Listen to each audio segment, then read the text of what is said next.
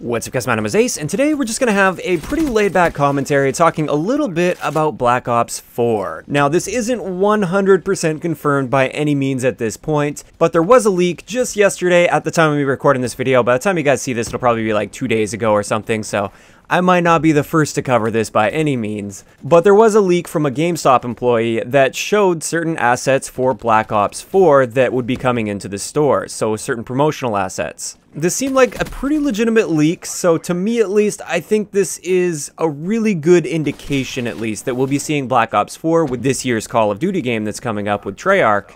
And a lot of people have been asking me what are my thoughts on this overall, so let's talk about it a little bit. Now before we do, this is me from the future now, I'm just cutting this into the commentary. There were a couple other things that strongly suggest that we are going to be seeing Black Ops 4 and even perhaps a logo reveal of Black Ops 4 that looks extremely legitimate.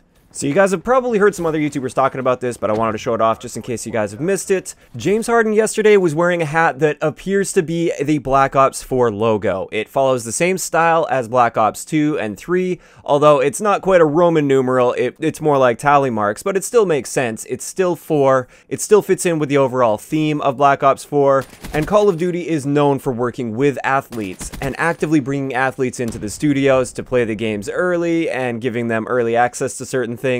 So it seems extremely likely that this is what the logo is going to be, and it is in fact going to be Black Ops 4. So while this isn't technically confirmed, and it won't be confirmed until Treyarch or Activision actually says something about it, everything we've seen so far strongly suggests that we're going to be seeing Black Ops 4 this year.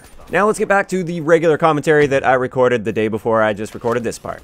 Now to me, it's no surprise at all that they're going with Black Ops 4 as the name and keeping with the Black Ops franchise, because there's a lot of brand recognition behind the Black Ops series, and it also sells very well as a series, so it makes sense they're going to be naming it Black Ops 4. However, we have no idea what the setting or theme or story or anything is going to be with this. We don't know if it's going to be related to the previous Black Ops games, or if it's just going to be a completely separate storyline, separate game, separate universe, but they're just maintaining the Black Ops title. Now, I strongly feel this game is going to be either modern day or slightly near future, and the big reason behind this is a job posting from a while back at Treyarch, back when they would have been really getting into development of the game.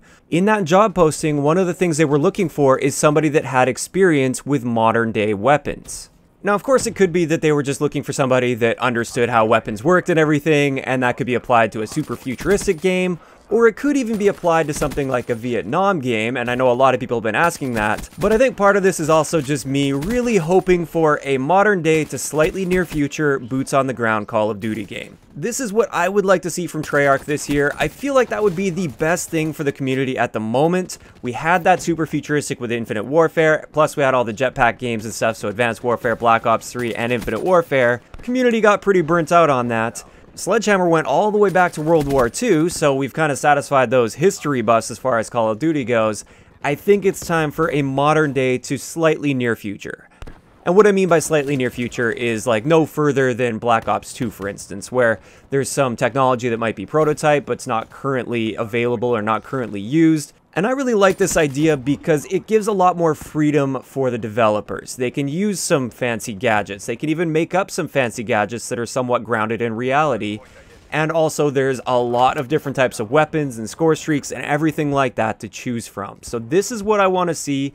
And a lot of people have been asking me, like, what style of multiplayer would I like? And I've answered this on stream before, so you guys might already know the answer coming up here. I basically want them to base this around Black Ops 2 when it comes to multiplayer game design.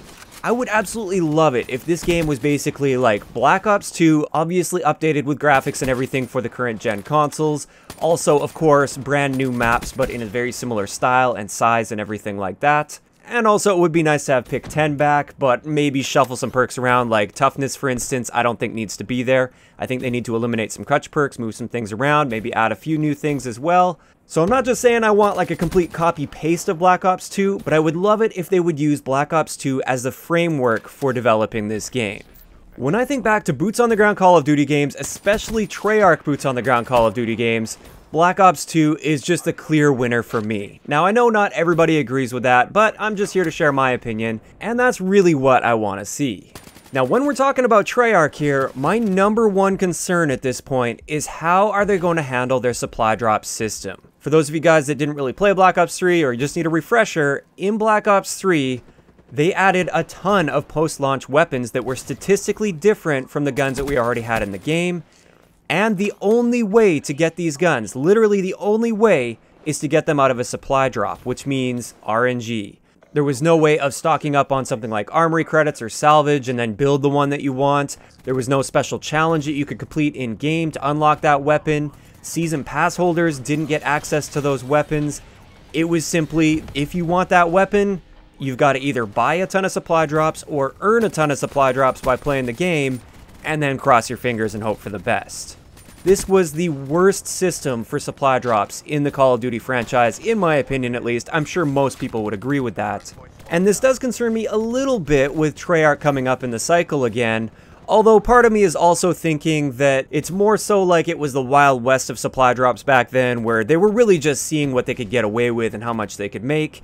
And since then, they've kind of learned lessons and they've made it a lot more accessible to the consumers for Infinite Warfare as well as World War II, where you can actually get the guns that you want, at least generally, by saving up armory credits or salvage, or completing a specific challenge and having the gun unlocked right away for you. So my thought process on this is I think the supply drop thing is much more Activision, and therefore it's going to remain consistent and going in the right direction as we go into the future, rather than them taking a huge step back and going back to a Black Ops 3 type system with supply drops this year. I'm really hoping I'm right on this one. I would hate to see a Black Ops 3 type system return for supply drops this coming year, but that's something we'll just have to wait and see.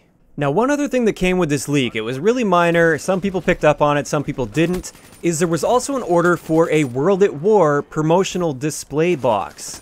And this has a lot of people speculating that we're actually going to be seeing a World at War Remaster launch with Black Ops 4, or whatever they're going to be calling this year's Call of Duty title. Now, I'm not entirely convinced of this, and it doesn't really seem to make a whole lot of logical sense to me, unless this year's Black Ops 4, whatever they're going to be calling it, is going to be an advanced movement Call of Duty, and they want to offer something for the old school players that want boots on the ground again. That's the reason that Modern Warfare Remastered kind of made sense bundled with Infinite Warfare, is Infinite Warfare was something new and innovative, it was in space, it was advanced movement, but they also wanted to hit that other market of the people that preferred the older style of Call of Duty, and they also wanted to provide that nostalgia to them, and therefore it made sense to bundle those together so they're capturing both audiences. This year, I don't really see it making sense to package a World at War Remaster with whatever Treyarch is bringing us. Especially if it's going to be a boots-on-the-ground Call of Duty game. The game's already going to sell very, very well. It's a Treyarch game after all, and they just do. They just sell well. I don't think they're adding much value by bundling World at War with this. However, one thing that might make sense is perhaps a summer launch or even a spring launch this year for a World at War Remaster. I think that would be really neat to see. The reason behind this is the current Call of Duty, every year when you get into springtime, the current Call of Duty is kind of stale and you're getting kind of bored of Call of Duty. That would be something that brings a lot of people back to the Call of Duty franchise. A remastered World at War game? Tons of people would love to see that. That would also give Activision a nice big spike in their profits and their earnings, and realistically that's the only way that makes sense in my mind at least. Now maybe there's something I'm not considering, some factor I'm missing out on here, but to me at least it just doesn't seem like a great idea to package World at War Remastered with Black Ops 4. But of course, I'd like to know in the comment section below, what's your opinion on all of this stuff? First off, do you think this leak is legit? Do you think it is going to be called Black Ops 4? Second, what do you want to see as far as the timeline, the setting, the style of multiplayer? Like, which previous Call of Duty game would you like it to be based on? Do you want boots on the ground or advanced movement? And also, do you think we're going to get World at War Remastered launched with Black Ops 4? Or what do you think this World at War Remastered leak is all about? I'd love to know all your guys' thoughts in the comment section below. If you enjoyed the video, a like rating is always appreciated, and don't forget to subscribe for more if you haven't already. I'll talk to you guys next time.